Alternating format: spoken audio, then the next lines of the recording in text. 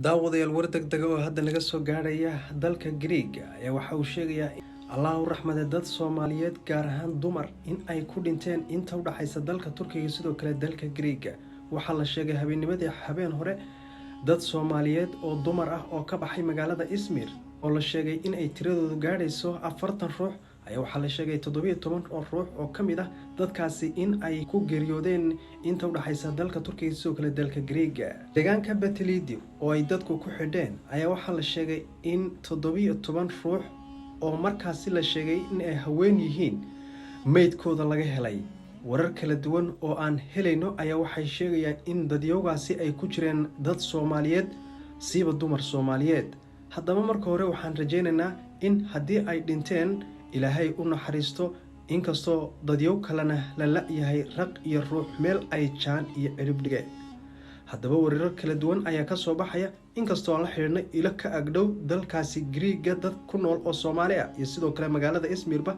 ayaa waxay noo suurowday in aan helno ilo xogaal ah kuwaas oo muujinaya in dadka Soomaaliyeed ay ku jiraan gabdho yar oo ka baxay magaalada Izmir haddaba waxaa leenahay ilaahay ha u naxariisto inta ay saarnaayeen dadka tahriibayaasha ayaa waxaa la sheegay in xaaladda oo ay ku sugnaayeen oo xumaatay awgeed in guud ahaanba doontu ay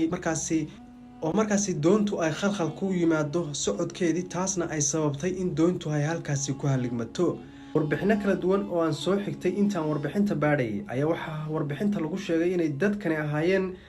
yar Afrikaan ah oo ka soo jeeda markaasi Afrika haddaba waxa wararka ugu dambeeyay ay sheegayaan in dadkaasi ay dad Soomaaliyeed ku jireen haddaba waxaan goordhow markaasi aan xoogo markaasi ka heli doonaa dhankaasi Greega sidoo kale gaar ahaan dad ku sugan kaamamka halkaasi oo iyagu waas oo warku